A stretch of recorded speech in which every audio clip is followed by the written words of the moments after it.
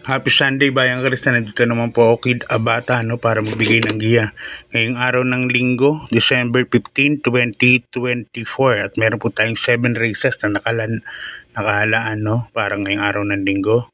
At sila din na maglaban. Birdstone, Perfect Shot, Naiset na nga si Beautiful Liana, may announcement kanina. Sa monitor.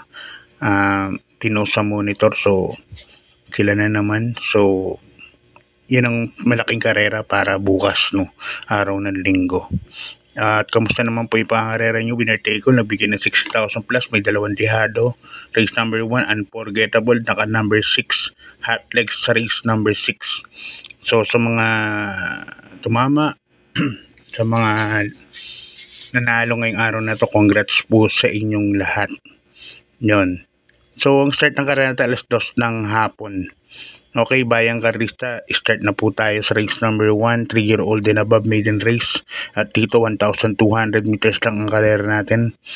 3-year-old maiden race, at dito may 6 runners lang po tayo. First case ko po rito, numero 2, Tadeus. Yan, sasakay ni BJ Guerra. Kabayan ni Boss Ed Gonzalez. Imported po yan. Kasabay ni Heart of a Champion nung in-import po yan. Ang malaking kabayo to. Nagnobato sa 1-17, hindi mo masyadong binigyan. So, yan ang first case ko dyan. Second case ko yung sakay ni Totoy Cabarrios, numero 4. Back page. Yan. 1-16 media naman siya. Hindi rin masyadong ginalawan. So, para sa race number 1, 2 po ang pili ko. 2, Tadeus, and number 4, back page. Yan. Race 2 hanggang race number 7 natin, 1,400 meters na, Bayang Karista. So good luck.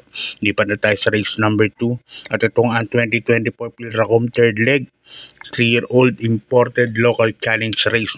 Dito may 4 runners na lang tayo. Scratch po si Beautiful Liana, numero 1. Solohin ko na po ito, Birdstone, sasakay ni Jackie JT Sarate. Makakasweep na po ito sa tingin ko. At ang alam ko, pag nakasweep siya sa leg na to, yung imported challenge race, sa 3-year-old, may additional pong premyo yan galing sa Pilracom. Kaya para sa akin, solo ko na po yan, numero 5, Birdstone, 1 for the day yan, para sa lahat ng karerista. Okay, Bayang Karista, good luck po. At lipat na po tayo sa race number 3. Umpisa po ng pick 5 from races 3 to 7. Dito, Pilracom rating base class 5, 6 points to 10 points. At dito meron tayong 8 runners, First case ko, numero 6, Doña Chichay. Nasa ni Jackie Lester of Jesus. Diyan pa rin po ako lalagay. Nakaraan na segundo po yung kay Heart of Steel na nagtala ng tiyempong 1:13 ng 1,200 meters. Para sa akin, dito lamang pa rin to, Doña Chichay, numero 6 yan ang first case ko. Second case ko na rin yung number 7, Achi Holly, sasakay ni Jackie EA Abria. Gamay ng EA Abria to, at saka sanay sa mga ganitong laban to, 1,400 meters. Kaya dito sa race number 3, 2 po ang pili ko, number 6, Doña Chichay, and number 7, Achi Holly. Okay, good luck, Bayang Karista. Lipat tayo sa race number 4. Ang race number 4 natin sa rating base class 4, 28 points to 39 points merge, Pinagsama na po yan. Bisa na ng pick 4 from races 4 to 7. First case ko rito, number 7, Primavera, sasakay ni Jackie Pati Ramos, Dilema, Batang Manda. Yan, dyan po ko lalagay, Primavera, Pati Dilema na sasakay.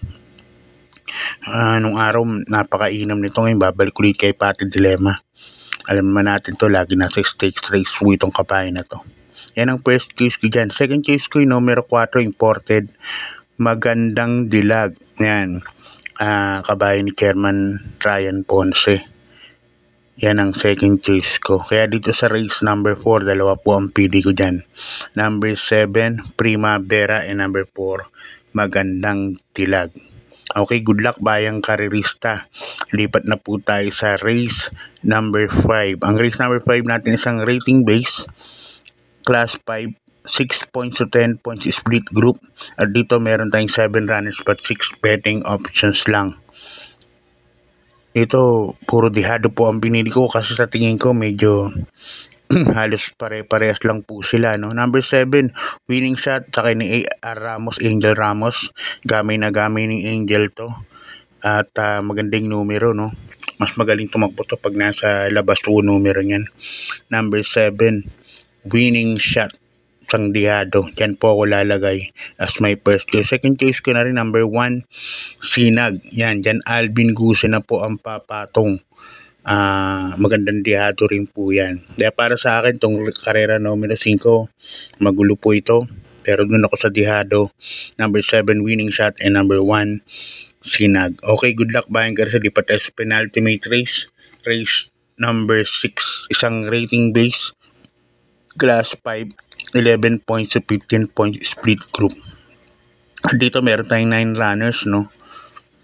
First case ko, hindi ko bibitawan to, numero 8, Polite Bell sa ni JB Hernandez. Napapansin ko Polite Bell, pag sa gabi tumatakbo, naiiwan siya. Pero nung nanalo po ito sa isang malaking karera, ang galing na lumundag. Ang galing lumundag nung hindi po gabi. Hindi po gabi yun. Numero 1 siya. Kaya sa tingin ko, ito pa rin po ang horse to beat dito. Kahit sa tingin ko, medyo dihado pa to. Kaya yan ang first case ko, number 8, Polite Bell. Second case ko po, yung numero 6, Heroes del 96, Mark Alvarez naman po ang papatong. Heroes del 96, na tercero po kala Fly William, Doña Chichay. Kapraso lang, photo finish. So dito 8-6 po ako ang pili ko para sa penultimate race.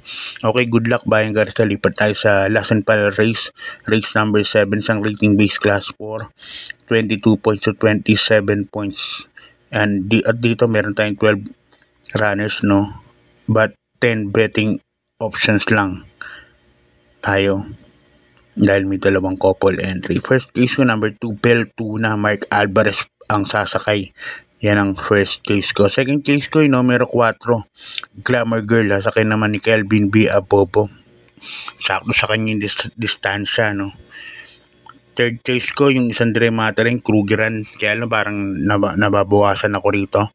Numero 8, sinama ko na lang din kasi sobrang baba na rin sa laban tong numero 8 na to, Krugeran. Kaya dito sa last and final race, number 2, number 4, and number 8, Beltuna, Glamour Girl, Krugeran. Okay, bayan karista, God bless po sa inyong lahat. Advance Merry Christmas. Maraming salamat po at good luck po sa